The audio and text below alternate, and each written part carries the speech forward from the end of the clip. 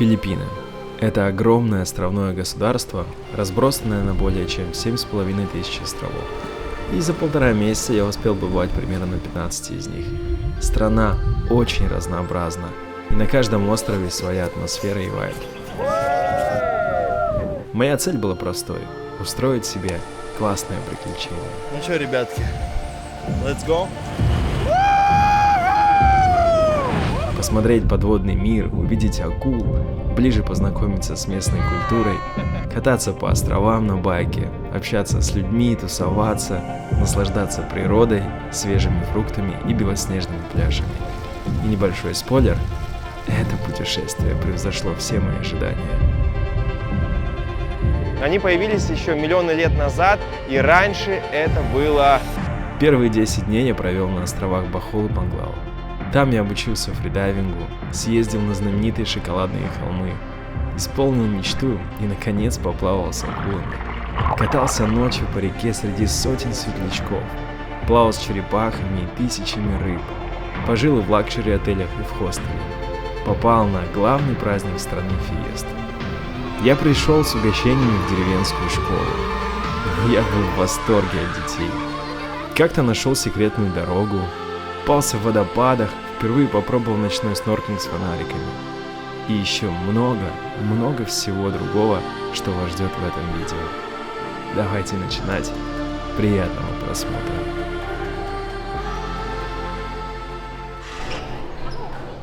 Встречают кого-то на Филиппинах, но не меня. Я прилетел в город Сибу.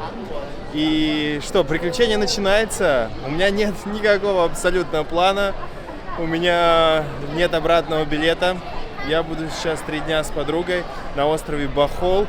А дальше как карта ляжет. Я люблю выстраивать свое путешествие в таком лайв-формате, когда идет все по течению. Но я уверен, что это будет незабываемо и очень интересно. Поэтому давайте исследовать эту страну, знакомиться с культурой, с людьми. Я готов с вами делиться. Кстати, друзья, я для этого выпуска только вчера купил новый широкоугольный объектив, поэтому теперь вы будете все видеть, что происходит вокруг меня. Дайте комментария за мои старания. Прилетев в город Сибу, мы на пароме сразу отправились на остров Бохол. На самом деле вы можете провести несколько дней в Сибу. Это большой город с населением около 1 миллиона человек, где есть красивый риф и можно поплавать с акулами и посмотреть городские достопримечательности. Время в пути до острова Бохол заняло 2 часа, билет стоил $18.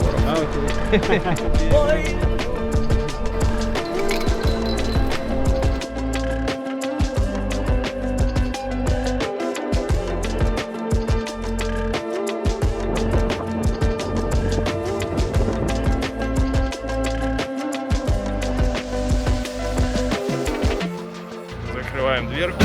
Опа! Поехали, шеф. Ну, собственно, вот такой вот основной вид транспорта на острове Бохол. Достаточно шумновато, конечно, он так гудит, но зато, как, знаете, кабриолет без окон. В пробках стоят все, даже на байках. Здесь такая, вы смотрите, миниатюрная ручечка, игрушечный вообще. У меня вот ноги не пролазят в эту дверку. Короче, здесь нельзя снимать, но вот вам цены показываю на бензин. Первые 4 дня путешествия я провел с подругой из Китая. И это были самые лакшери условия отельные за мой отпуск на Филиппинах. Давайте покажу, как выглядит 4-5-звездочный отель на острове Панглау.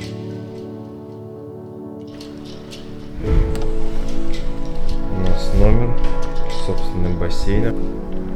Опачки.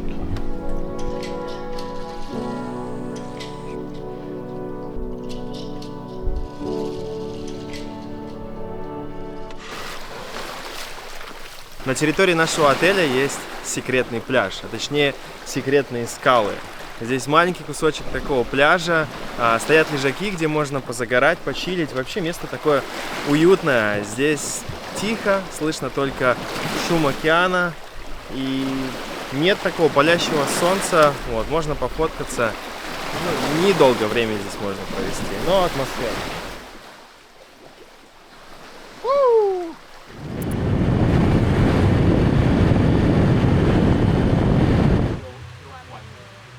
Выехали, значит, мы посмотреть холмы, и уже просто второй раз начинается дождь. Сейчас мы собрались с ребятами, которые тоже едут по пути в какой-то будке. Вот, смотрите, пережидаем все дождь. У нас тут уже большая компания. Смотрите, здесь два дома и просто битва караоке между домами. От острова Панглау до Шоколадных холмов ехать 70 километров, а это почти 2 часа на байке.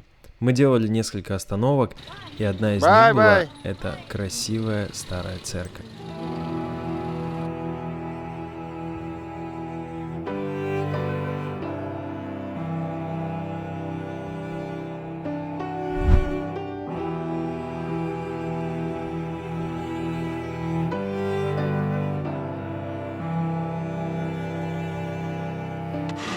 Ну что, ребятки, мы на главной достопримечательности острова Бохол – Шоколадные холмы. Почему так назвали? В жаркий сезон, когда нет дождей, трава выгорает, и холмы окрашиваются в коричневый цвет, что правда похоже на шоколад. На самом деле есть очень много легенд, как эти холмы образовались, и вот одна из легенд, которую мне рассказал местный гид. Они появились еще миллионы лет назад, и раньше это было море. А как раз-таки холмы – это умершие кораллы. Немножко вам истории. Место на самом деле очень красивое. Не могу сказать, что это самое красивое то, что я видел, что оно мне будет сниться еще много лет, но приятная такая атмосфера.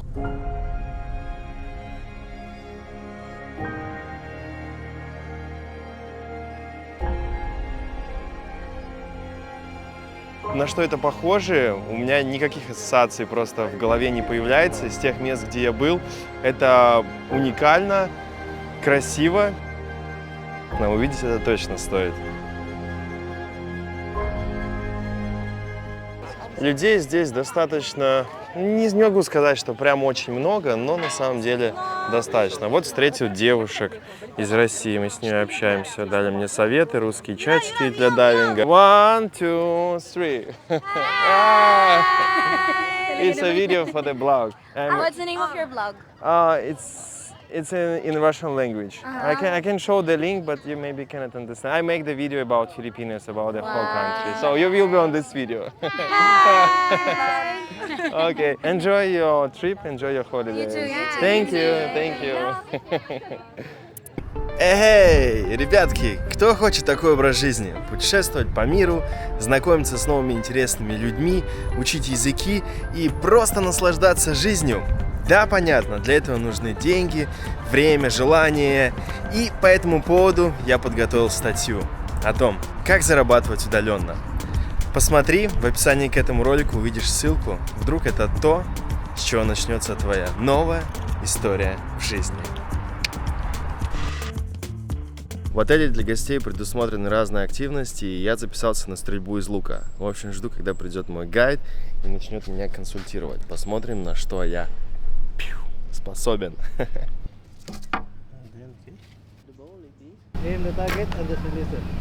Окей. Ну что, инструкцию понял, можно начинать. Вау! Друзья, по-моему, это самый центр. Опа. Вы посмотрите на этого стрелка. Это просто первая попытка. Персонал, конечно, максимально приветливый. Каждый раз, когда кто-то проходит, с тобой здоровается. Good afternoon, sir. Good morning.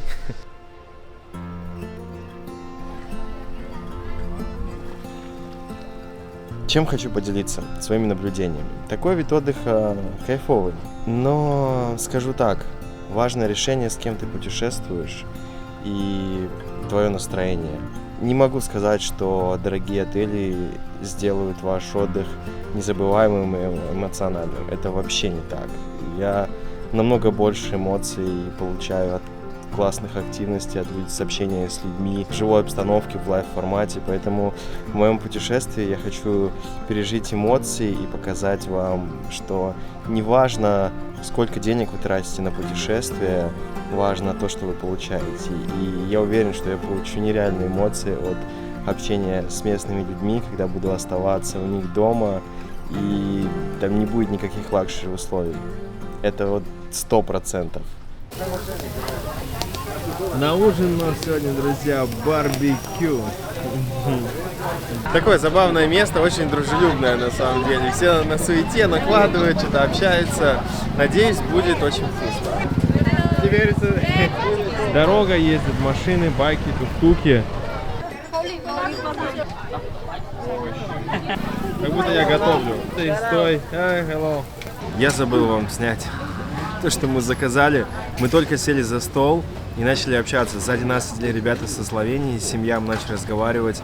Потом подсели ребята, они живут в Гонконге. Короче, в таких местах очень легко встретить людей, путешественников из разных стран. И раз вы, знаете, сидите в таком уютном месте на улице, с легкостью, люди все открыты и хотят общаться.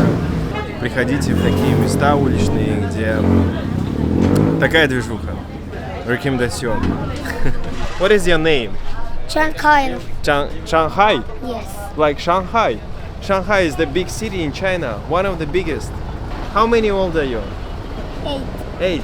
Yes. Okay. I'm here as I want to eat. Huh? I want to eat. Want to eat? Yes. Okay, can you make some songs? I can give you some money for it. Okay.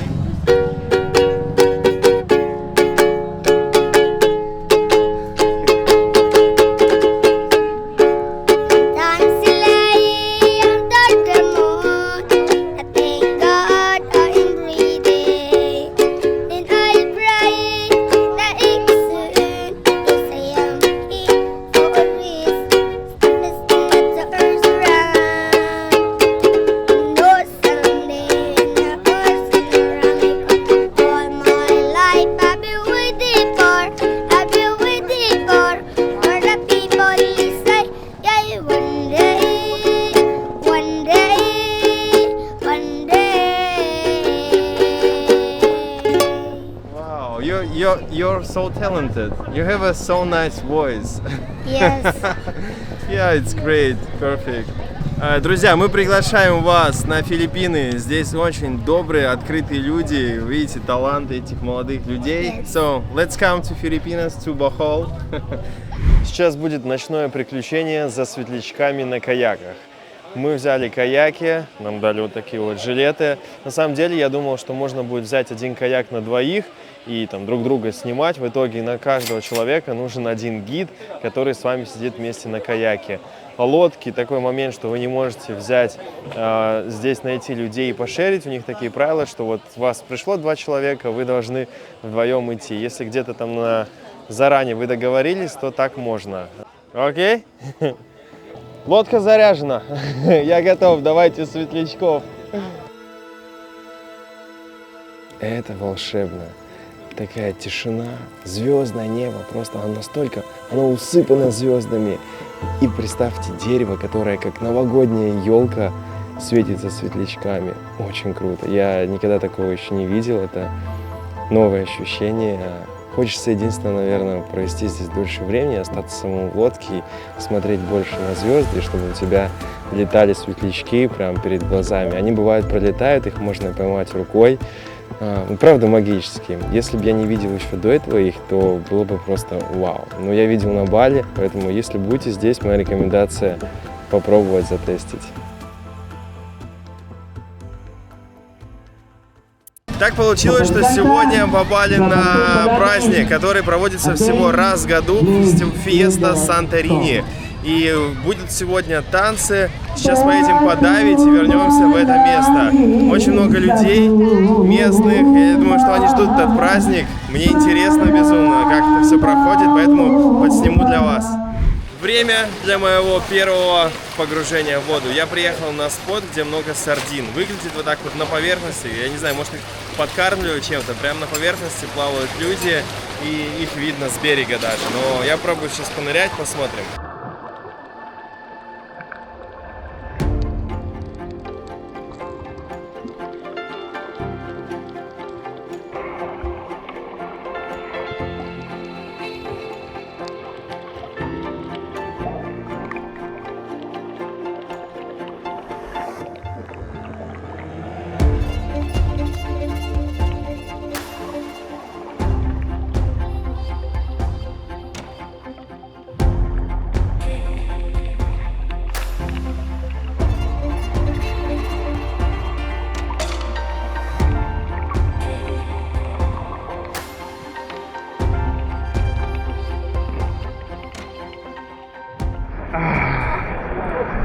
Класс.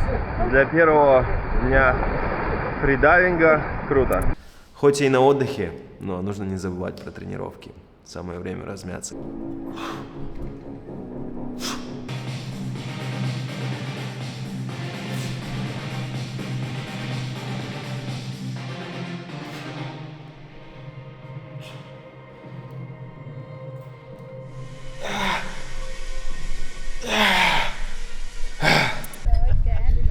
Раз в неделю в отеле проводят коктейльную вечеринку на закате, и вот мы пришли на одну из них.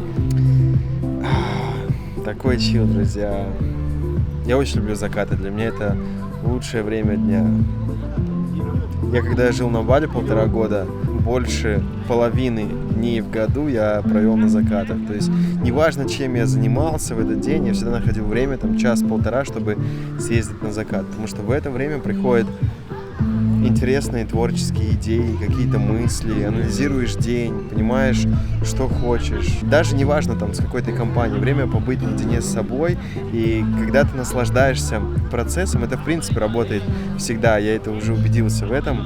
Когда ты наслаждаешься окружающей обстановкой, когда у тебя гармония с собой, то все складывается отлично. Тебе приходят правильные мысли, ты какие-то строишь планы, которые можешь реализовать. И закаты — это идеальное время. Поэтому, если вы такое не практиковали, моя рекомендация: наслаждайтесь моментом, каждой секундой и цените это время. Ладно, хватит моей теории. Я вернулся на празднование фестиваля Фиеста. Немножко под вечер, но здесь еще есть веселье. Давайте покажу, что это такое вообще. Я прилетел на Панглау в конце января и неожиданно попал в центр одного из самых ярких праздников года. Дети, подростки, взрослые, все танцевали под живую музыку и барабаны. Это была фиеста в честь Святого Младенца, одного из самых почитаемых на Филиппинах. Праздник проходит здесь каждый год. И фиеста — это не просто шоу, это смесь испанского наследия, католической веры и доиспанских традиций. На Филиппинах таких праздников больше 40 тысяч в год. У каждого города и деревни свой святой, своя дата, свои танцы и блюда. На Панглау фиесту отмечают всем островом. Украшают дома, готовят еду, приглашают даже незнакомцев. Мурашки по телу от этой музыки.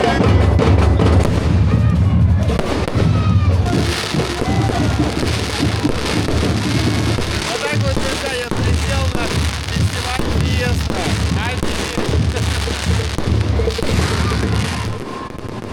И в этот момент ты понимаешь, ты уже не турист, ты часть чего-то настоящего, живого и радостного.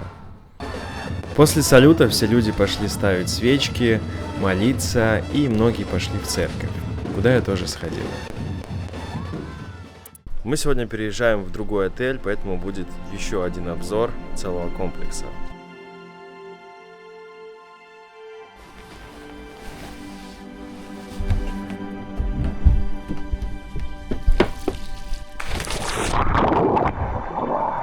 Этот резорт находится на берегу моря, и он не такой современный, как Амарита, но атмосфера здесь мне очень понравилась. Он такой спокойный, природный, у нас была своя вилла с бассейном среди пальм, огромная территория, красивая, достаточно много зелени, в общем, подходит для спокойного отдыха и наслаждения природой.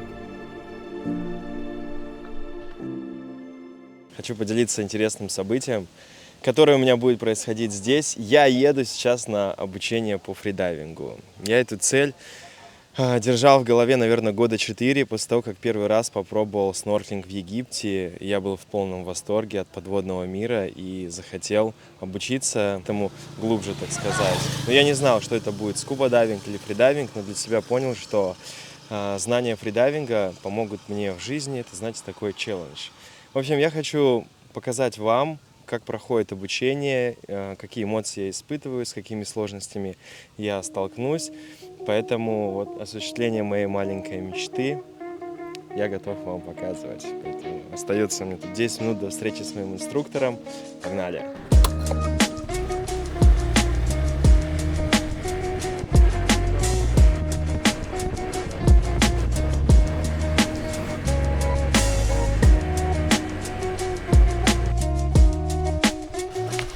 Приветствую. Привет, Андрей. Игорь. Приятно. Идея взять максимально большой вдох, но при этом не терять расслабленность. Потому что много мы берем с собой воздух. Чем больше мы возьмем воздуха, тем нам лучше. Для начала давайте расскажу, чем отличается дайвинг от фридайвинга. Наверняка не все знают. Фридайвинг — это погружение без оборудования. То есть вы задерживаете дыхание, на задержке дыхания ныряете. В дайвинге вы используете кислородный баллон, с помощью которого вы комфортно дышите под водой.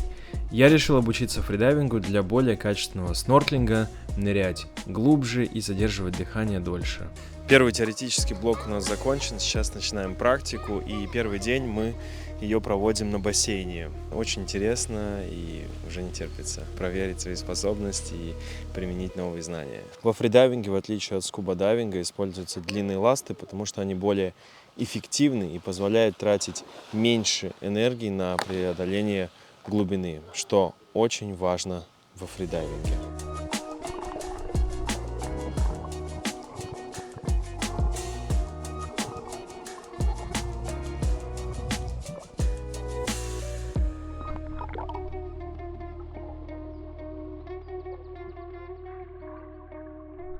Первый день обучения закончен.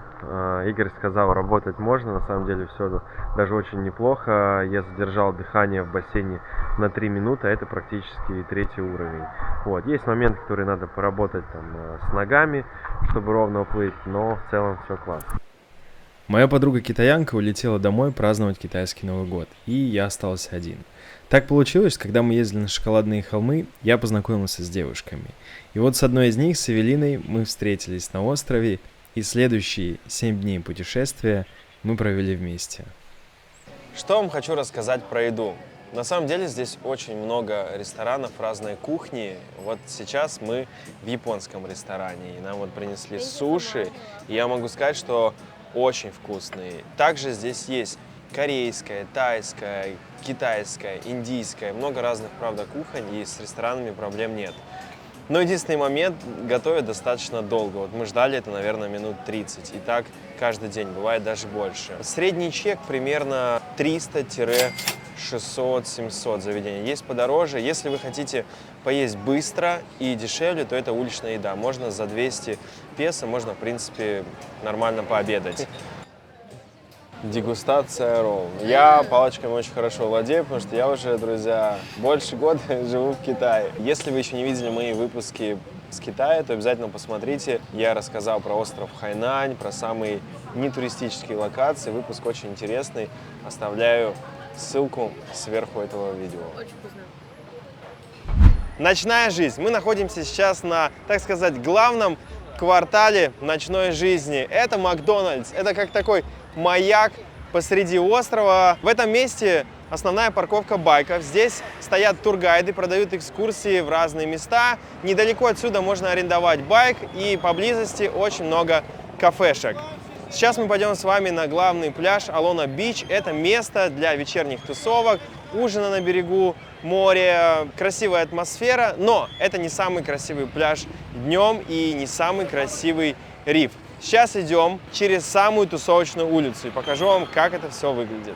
В общем, если вы что-то не знаете, у вас есть какие-то вопросы, вот здесь можно найти ребят, которые точно подскажут и дадут координаты. Посмотрев вот такой буклет, у вас складывается понимание вообще, куда можно съездить. И вы уже выбираете, типа берете байк и просто едете на эти же локации и платите меньше, без всяких взносов. Здесь ездят вот так байки, достаточно шумно. По разным сторонам кафешки, вот магазин 7-Eleven, здесь можно что-то купить. Здесь очень распространен бизнес, вот типа попрошайки, они просто к вам приходят и вот так вот стаканчик просто трясут, ничего не говорят и просто хотят, чтобы вы дали деньги, и если вы не даете, они еще недовольны. Происходит это вот так, они просто идут за вами и просят деньги. Под вечер может вот здесь вот играть музыка, но не сильно большие тусовки, больше чил, бильярд можно поиграть. В этом баре всегда какая-то играет рок-музыка, и здесь достаточно шумно.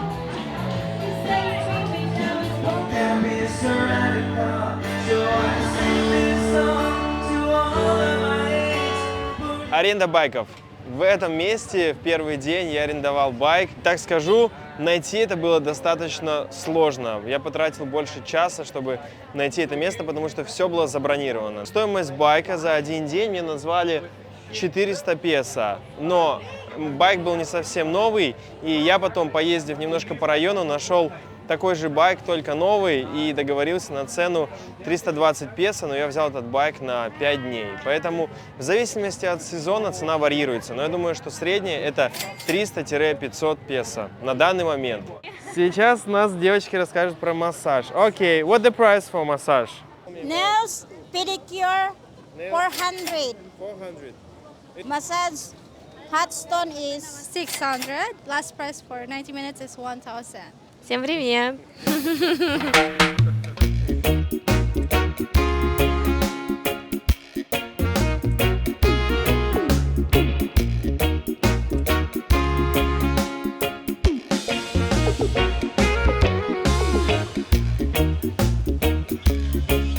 Мы находимся на главном пляже Алона-Бич. Что он из себя представляет? Это атмосферное место.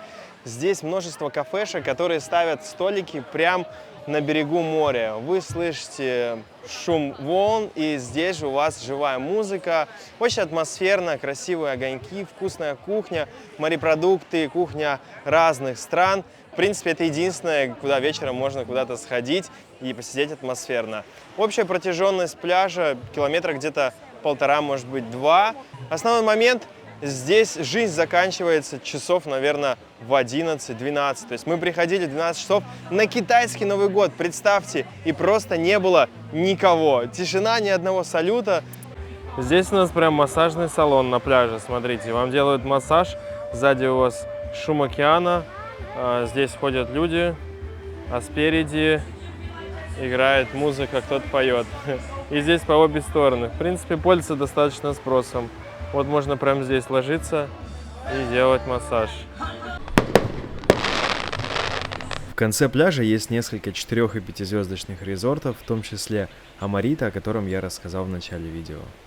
Сейчас обзор фруктовой лавки достаточно качественной, которая выглядит свежо, и здесь большой ассортимент фруктов. What is your name? Jenny. Jenny, tell me please about the price on your food market. Yeah, so the price of the mandarin is 120 per bag. Okay. Then the papaya 70 per kilo. Папайя должна быть по цвету достаточно вот такая вот спелая. The oranges 40 each. Yeah, the green mango is 150 per kilo. Это манго зеленый, он достаточно такой кислый, его едят вообще с перцем и солью. And the apple is 15 each. And the yellow mango is 160 per kilo. And the pineapple is 70 per kilo. У нас здесь вкусные, даже если у него такой вот цвет зеленый, он спелый здесь. То есть можно посмотреть по вот этой желтой окантовке. Yeah, we have the avocado. Авокадо. Yeah, it's 150 per kilo. And the pomelo, the yellow one, the Chinese pomelo, that's 120 per kilo. Арбузы. 70 per kilo. And one coconut. 50 each. 50 each. Okay. Calamansi, 90 per kilo. Каламанси. Это смесь лайма и кумквата. В общем, он на вкус такой, да, сладкий, интересный. Как вы видите, ассортимент фруктов не сильно большой, если сравнивать его с другими курортами Азии. В некоторых местах можно купить мангустин, дуриан, например. Okay, thank you, thank you.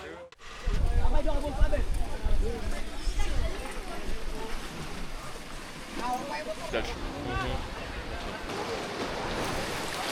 Ну что, начинается второй день моего обучения фридайвингу. Сегодня у нас уже занятия в море, будут погружения, будем ходить по канату. Очень интересно. Во фридайвинге самое главное – это расслабление. Выключить все с головы, сделать глубокий вдох и нырнуть. Это как медитация под водой. 1 минуты задержки дыхания хватит вполне, чтобы преодолеть глубину 30 метров, поэтому не нужно переживать, что вам не хватит кислорода. Главное расслабиться, от этого будет зависеть ваша легкость и уверенность.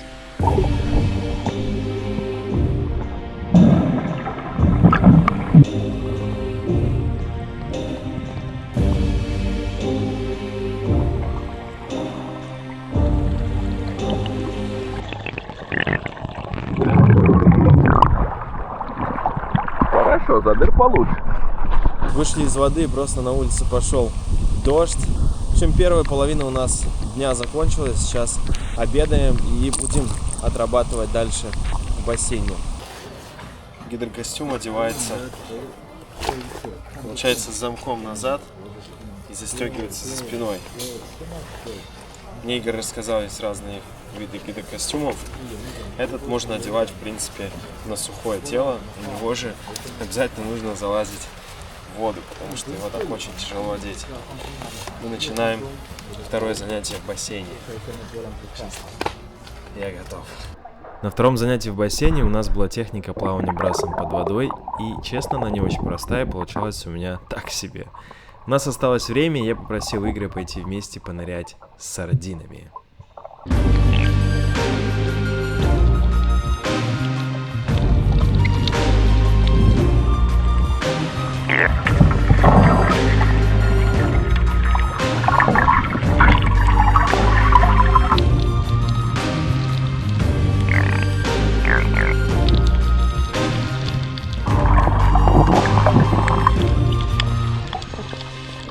Скажу честно, до этого я никогда не видел столько много рыб в одно мгновение. Вы плывете и видите вот это.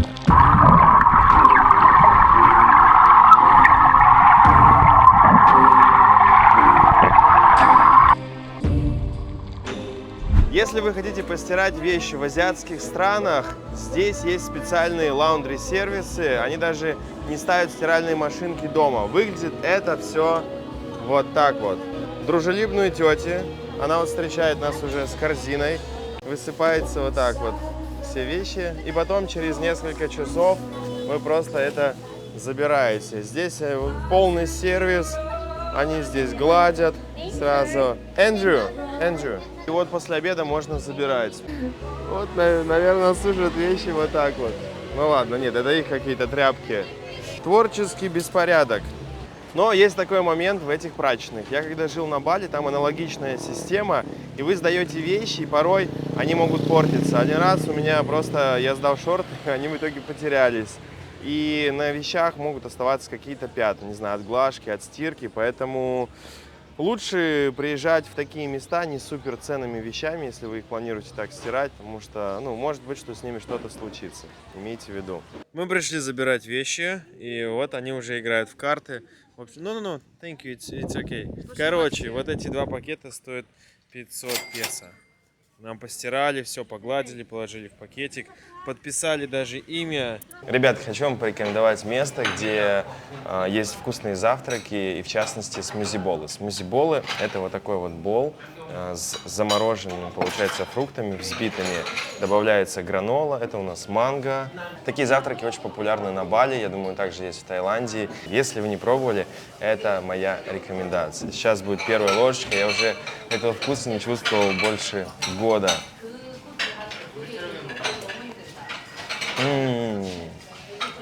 Замороженный, получается, банан взбитый, добавлена арахисовая паста, какао. Они очень healthy, так сказать. Здесь нет никакого сахара на натуральных фруктах, но очень вкусные и питательные. Локацию я оставлю в своем телеграм-канале со всеми локациями с этого отдыха.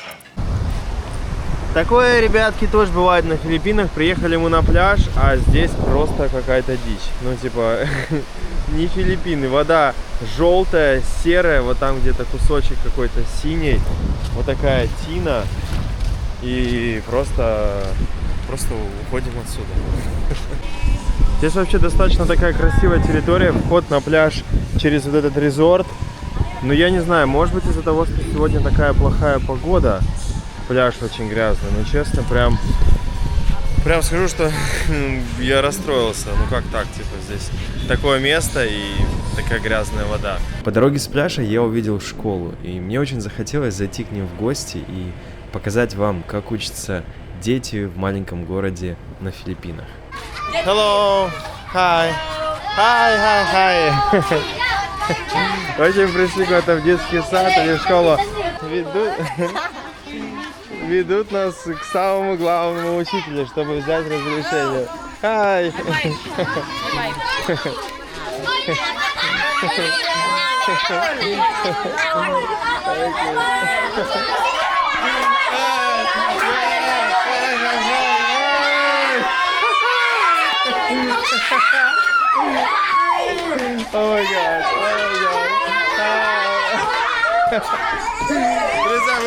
мы просто зашли на секунду, чтобы взять разрешение. Это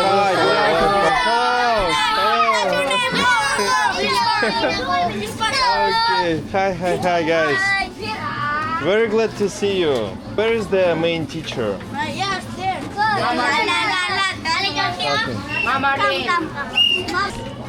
My name is Andrew. Nice to meet you too. Fiesta is coming Friday. Okay. It will be the same. Like tomorrow, the same students will be here. Yeah. Здесь 575 человек учатся. Я хотел принести с конфетами, думаю, знаете, там маленький какой-то класс. У меня даже нет идей, что брать на 600 человек в школу. Ну, типа, рис. Yeah. Hi, Papa. Hi. Теперь ты их папа. Bye.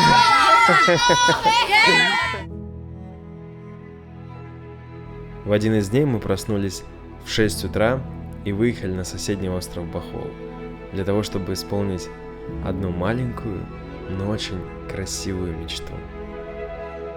Этот момент настал. Сейчас будет китовая акула. Я ждал этого несколько лет, честно. Как приехал в Азию, увидел первые фотографии с китовыми акулами, и я думаю, вау, это что-то невероятное. Обязательно должен это посмотреть. И вот я на Филиппинах исполняю свое маленькое желание. Я ставил цели несколько лет подряд увидеть китовых акул. От Панглау ехали мы на байке 52 минуты. Встали в 6 утра, чтобы приехать пораньше. Вот в 7:30 мы уже здесь. Взяли билеты, дальше прошли инструктаж и сейчас ждем нашу лодку. В общем, ребятки, мне пошли навстречу и разрешили остаться в воде побольше. То есть для всех 30 минут я сказал, что я снимаю блог, хочу снять побольше, рассказать про ваше место. Мне разрешили поплавать там почти час. Короче, я в предвкушении. Мы сели на лодку и проплыли буквально 100 метров. Кстати, это наш гид. Он очень опытный и дружелюбный. Посмотрите, как он гребет веслом с помощью ноги. Волнительный момент такой присутствует. Мы уже увидели акул. Я сейчас одеваю маску и буду на них смотреть.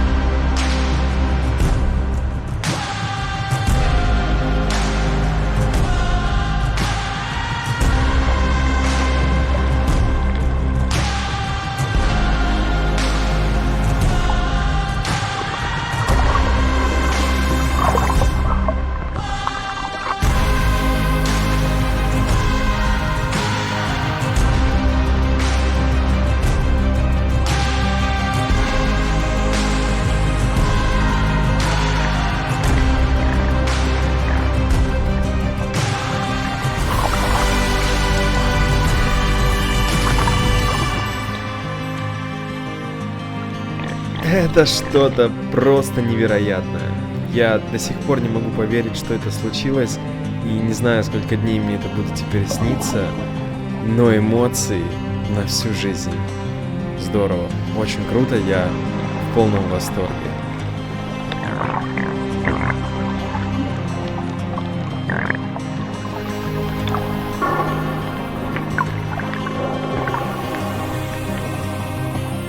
Как выяснилось после, к сожалению, на Бахоле запретили плавать с китовыми акулами. Теперь это можно сделать в Сибу. Актуальную информацию смотрите в телеграм-чатах Филиппин. Друзья, все эти кадры нас снимал наш гид. Его зовут Рон. Спасибо большое. Yeah, thank you so much. Thank you. Have a nice day. Очень крутой гид, вообще улыбчивый, брался до камеры, говорит, давай еще поснимаем, давай еще. Буквально в 5 минутах от того места, где мы ныряли с акулами, увидели очень классный ресторан с видом на море, и будем сейчас есть морепродукты.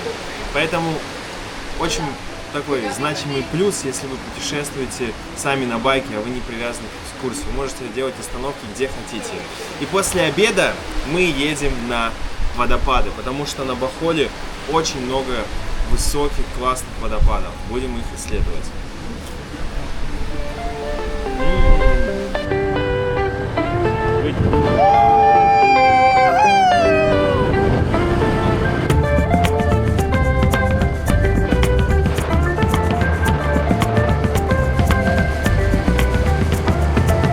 По дороге я увидел съезд и узкую дорожку через пальмы. Я решил туда поехать.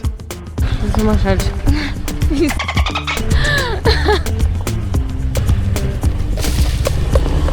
Куда едем, непонятно. Кому-то домой. Это чисто дорожка для одного колеса. Оп!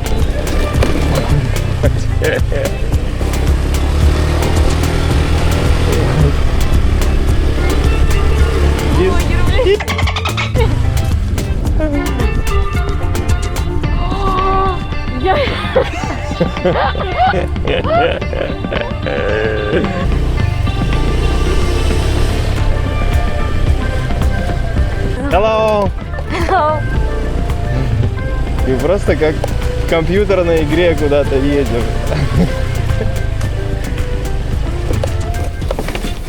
Опа. Самое главное правило твоей жизни вели и нарисовать. Это кто-то живет здесь. Ой, Я же говорила, что ой, кому-то домой сори. Окей. О, приехали домой кому-то. Вот у них мы сегодня ночевали. Your house is so beautiful. Hi, what is your name? I'm Joseph. Joseph. Andrew. Nice to meet you. Okay. And you? Justin. Justin. Okay, I'm Andrew. I'm travel blogger. I make a video about whole country. Сейчас постараюсь вам показать, как живет настоящая филиппинская семья. Я попрошу, чтобы они пустили нас домой в гости. И вот смотрите, у них здесь поросята. Привет. Привет, поросята. Идем дальше. Так, здесь у них сушится белье. Блин, вообще у них такие джунгли. О, слушай, тут музыка играет. Кто-то, видимо, поет караоке. Блогеры наведались просто в деревню курочкам. Парни, как вы обычно проводите свободное время днем? Farm. And what are you doing in the farm? Cutting grasses.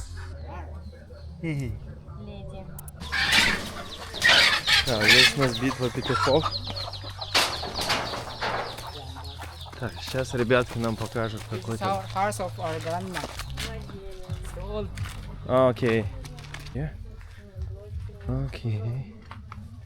Очень атмосферно. Друзья, жаль, я с собой не взял нормальную камеру, взял только экшн-камеру. Я бы вам показал эту красоту более кинематографично.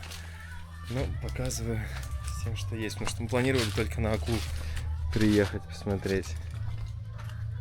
Ага, здесь паутина. Я у них спросил: ребят, у вас есть кокос? Он говорит, да. И, короче, чувак этот малой, он уже на пальме. You're so crazy. Офигеть. Butong lagi na. Why not? Oh, drink? yeah. Это надо вот так вот делать. Давай.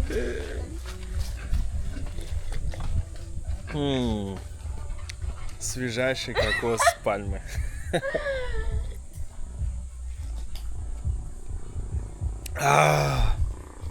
So fresh.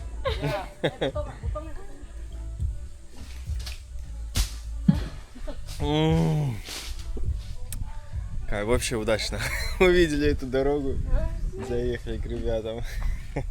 Чем, короче, кокос зеленее, чем нет вот этой вот белой, уже твердой консистенции внутри, тем он полезнее, в нем больше витаминов. Старые кокосы, они для питья не очень хорошие. Как ты это делаешь? Маугли. How you do it? Может, мне попробовать? Попробовать?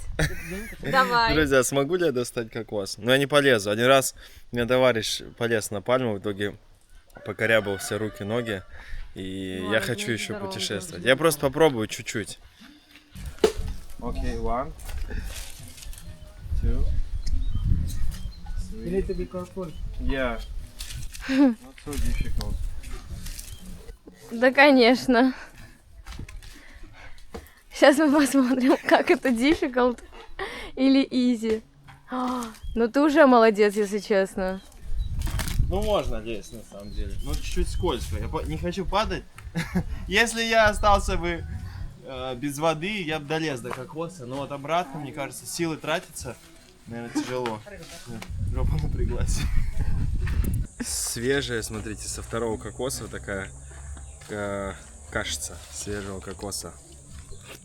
На самом деле кокосы очень калорийные, то есть можно им сделать пол обеда. Очень вкусная, такая нежная. Если вы отдыхаете в Азии, обязательно пейте кокосы, потому что они полезные, они как такой абсорбент, очищающий для организма. То есть каждый день желательно, если там приехали на 2 недели, каждый день пить кокосы, будет круто. Hello, good afternoon. Do you speak English, mister? A little bit. Little bit. Little bit. Okay. Wow. Oh. Here you cook. Wow, you cook on the fire. Oh, thank you so much. Or it's not for me. Готовят прямо на костре. Окей, там уже комната находится у меня. Chill. Кот на чили. Okay. Do you have more like sister, brothers? Yeah. How many? 8 8 kids? kids. 8 kids? Wow. And how many sisters you have? 5. Oh, 5. 3. 5, 3. Их 8 детей в семье и 3 сестры и 5 братьев. Старшему 33, среднему, так понимаю, 8. Ребятки, я думаю, такой контент прям уникальный. Поэтому, если вы еще не подписались на мой канал, обязательно исправляемся и ставьте сердечки за такие добрые истории встречи с местными жителями. Привет из филиппинской семьи. Ребята захотели нас проводить до водопада, сопроводить. Едем сейчас с ними. Такое вот приключение. Просто ехали по узенькой дорожке, и тут кокосы, семья, гид сопровождения индивидуальное. Едем.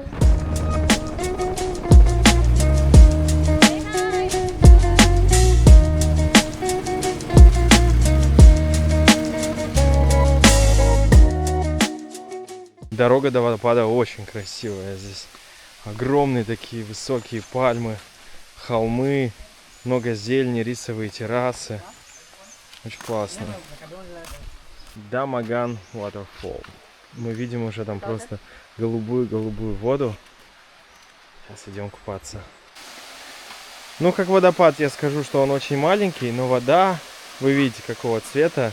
Сейчас будем здесь купаться и нырять. Let's go!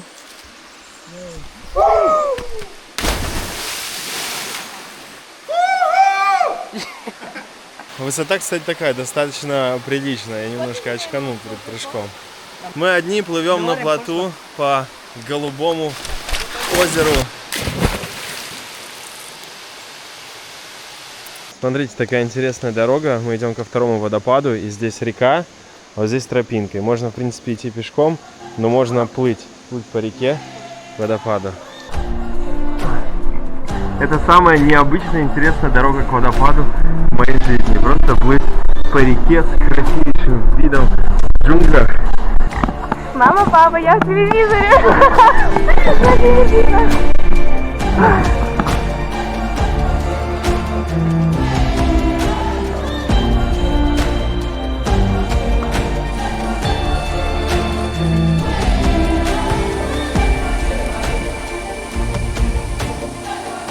Здесь классно покупаться.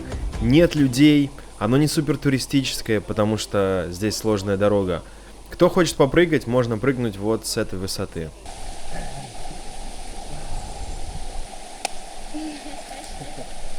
В первый детский сад у нас не получилось сходить, и сейчас мы остановились с ребятами возле магазина, и там были дети. Они так радостно нам кричали через дорогу, и я понимаю, что надо туда идти. Короче, мы закупились сладким, и сейчас идем в детский сад. Это не туристическое вообще место, и мне кажется, что дети будут очень рады увидеть нас. вперед. Ну что, мы направляемся в детский сад. Нас уже встречают детишки. Hello! Сейчас будет очень много детской энергии. Hi! Hi! Hi! Hello! Hi, hi, hi!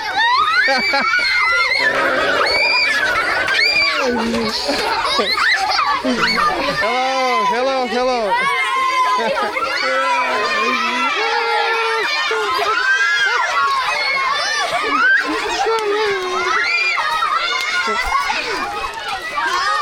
Hi, hi, hi!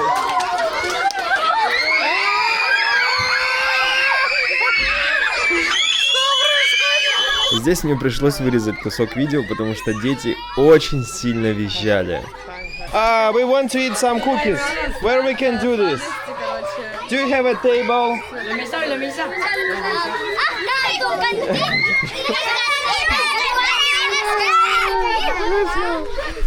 Let's go.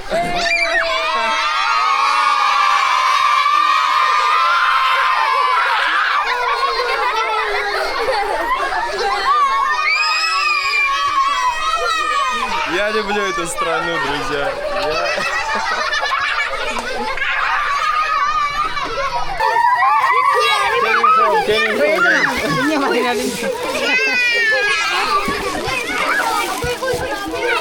I'm from Russia. Do you know where is Russia? Yeah, we are from Russia. Where is my friend?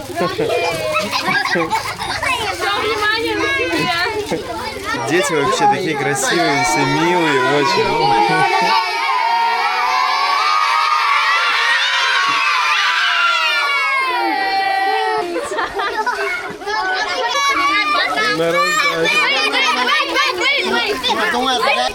Я не думал, честно, что будет такое здесь. Такой ажиотаж детский. Блин, какие они энергичные. Капец.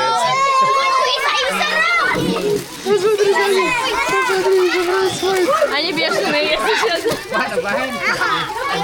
Вообще капец. Идем на сцену делать общее фото.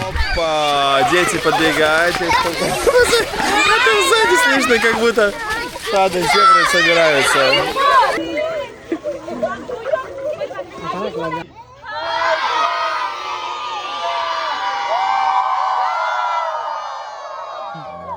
Мы приехали на закат в район Пакса. Нам посоветовали это место ребята. Это холм с видом на море, горы, пальмы. Надеемся, закат будет красивый. И поедем ужинать, потому что уже очень проголодались. Но для меня закат приоритетнее ужина. Подводя итоги этого дня, друзья, хочу вам дать несколько советов на тему путешествий в моем любимом лайф-формате. Как видите, все складывается легко и просто, когда многое не планируешь. Поэтому будьте открыты к жизненным ситуациям, к знакомствам с людьми, и вы удивитесь, как складывается все в вашу сторону. Я посетил много стран таким образом, и каждое путешествие – это воспоминание на всю жизнь.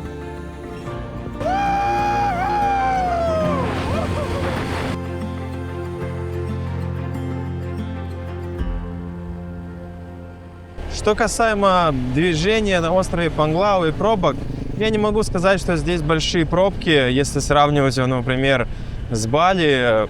Комфортно передвигаться по всему острову днем и вечером на байке очень удобно. В принципе, на тук-туках тоже нормально. Не сильно прибавляется время час-пик.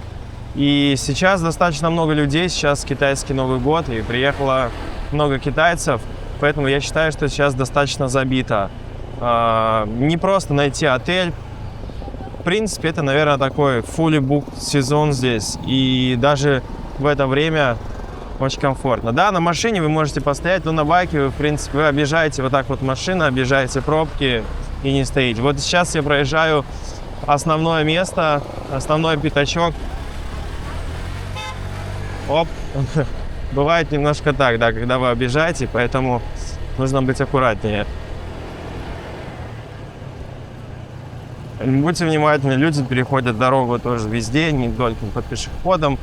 Но это касается всей Азии. Если вы когда-то водили байк в Азии, то вы примерно понимаете. А я за неделю здесь ни разу не увидел никаких полицейских на дороге, никакого контроля. То есть никто меня не спрашивал права. Я думаю, что здесь, в принципе, всем на это пофиг. Здесь не так строго, как, например, на Пхукете. На Пхукете нужны международные права. Здесь, я думаю, если вдруг остановят, то даже с какими-то правами будет ок. При аренде байка у меня никто не спрашивал права. Я оставил в залог свои китайские права. Кстати, я брал байк вот здесь вот в аренду. Вот так вот увидел на дороге вывеску Motorbike for Rent и взял. Много точек есть по всему острову. Доброе утро! Сегодня у нас выезд на остров Баликасак с экскурсией, с группой других людей. Почему? Потому что нет возможности просто купить билет на лодку. Вы должны взять экскурсию, либо private boat, потому что отправление это не от порта, а просто от пляжа. Мы рядом с Макдональдсом вчера вечером договорились. В общем, стоимость такой экскурсии 1000 песо с 6 утра до 12 дня. Мы по пути будем сейчас смотреть дельфинов, там включена маска, ныряние. В общем, Баликасак очень классный, маленький остров с очень классным рифом. Наверное, один из лучших рифов здесь, в окрестностях Панглау. Будет у нас черепахи, множество другой рыбы. Короче, будет красиво. Едем исследовать. Раз мы отправляемся такой большой группой, соответственно, много людей из разных стран. Будем сейчас знакомиться, общаться на китайском, на английском.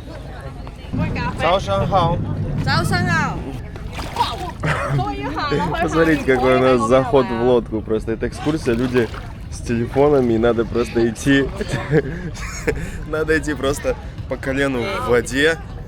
Короче, вот если у вас равновесие не очень, можно упасть в воду со всей техникой, с камерой. Ну вот я иду, то есть у меня рост 185, и у меня уже практически по пояс. Очень странная экскурсия, потому что лодок здесь столько много, они не могут подплыть ближе. Я наезжаю, чуть не наступила, блин. Поэтому исландцы нужны.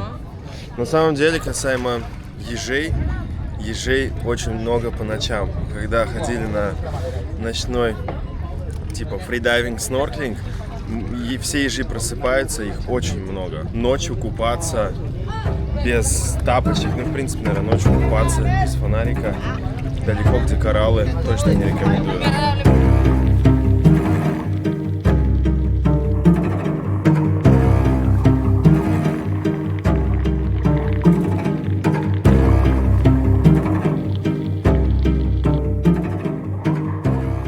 У меня в руке камера, 2 маски, слетел тапок, я иду по лестнице. Чтобы залезть на эту лодку.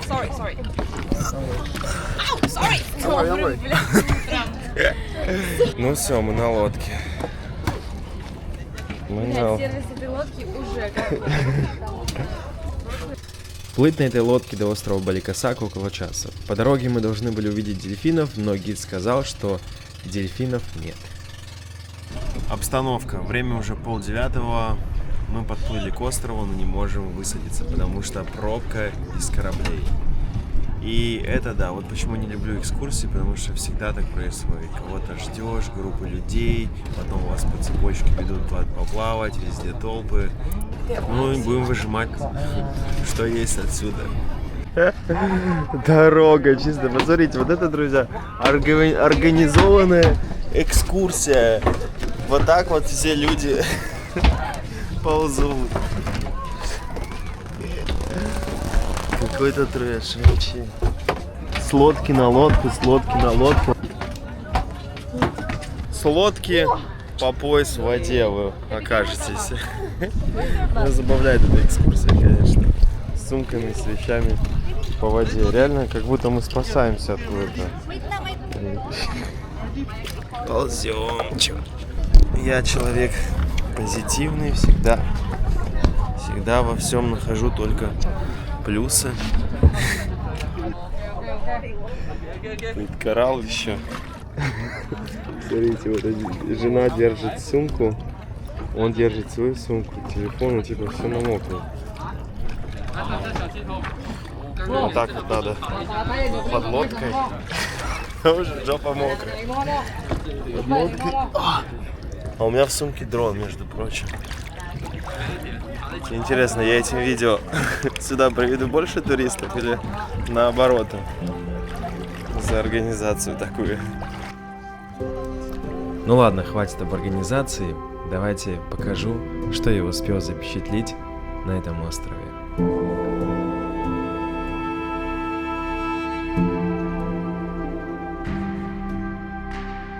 Хорошего всем дня!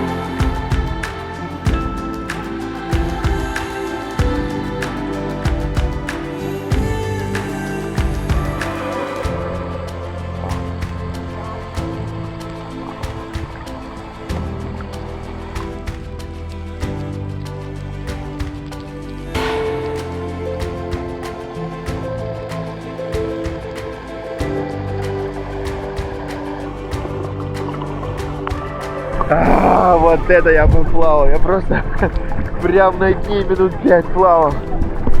Круто.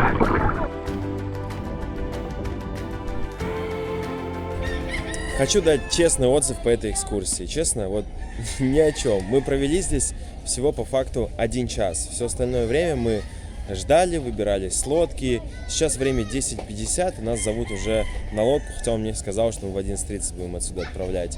Обещают там посмотреть еще один Virgin Beach. В итоге у вас есть час снорклинга, и все. Вы приехали, выгрузили в одной части, хотя я сейчас летал с дрона, и остров очень красивый со всех сторон. Но мы увидели только вот эту одну часть, где стоят корабли, поснорклили, и все. И сейчас опять нам ехать около часа на этом корабле, где нас будет 18 человек. Вот такая вот экскурсия. Делайте выводы сами. Если бы я не увидел черепах, то на самом деле риф, который находится на Панглау, очень красивый. Не могу сказать, что он хуже вот этого рифа. Черепахи прикольные, да. Моя рекомендация — это брать private лодку, приезжать сюда как минимум на полдня, чтобы поплавать и насладиться красотой этого острова.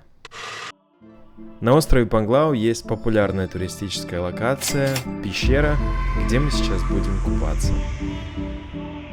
Сходу черная дыра, в которую нужно лезть.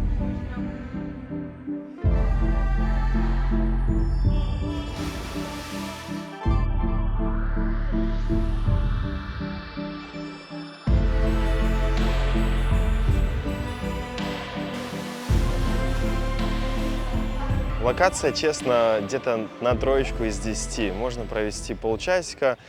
Если жарко, искупаться там классно, потому что вода прохладная. Здесь же можно купить сувениры. У нас было очень много людей. Такой, знаете, какой-то шум. Ну, в общем, ничего такого впечатляющего. Есть локации поинтереснее здесь. Ребятки, делюсь с вами находкой. Обалденно вкусной курицей гриль, которая называется Pines. Курица просто невероятная, она такая сочная. Вот честно, я когда первый раз ее попробовал, это было случайно вечером, мы проезжали и уже все было закрыто. И я сказал, что это была самая вкусная курица в моей жизни. Вот настолько она вкусная. И уже это буду ее есть я 3-й раз.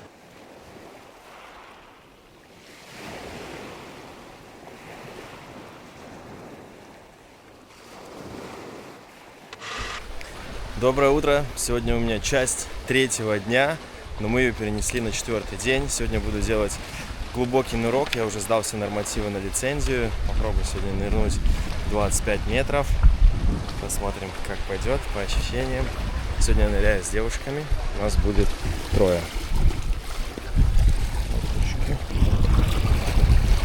Для того, чтобы официально стать фридайвером и получить лицензию Молчанов уровень 1, вам нужно сдать следующие нормативы. В бассейне это статическая задержка дыхания на 1 минуту 30 секунд, когда голова у вас находится под водой и вы не дышите. Ныряние в длину в ластах 30 метров, и в море это ныряние на глубину 12 метров. Также вы должны встретить напарника в качестве страхующего на глубине 6-10 метров и спасти человека с 6-10 метров. На самом деле, не могу сказать, что это достаточно сложно, то есть на второй день обучения это уже было все реально сделать.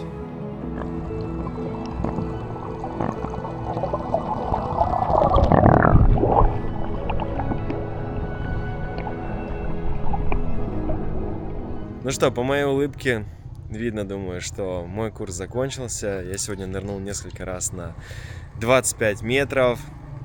Очень классное ощущение.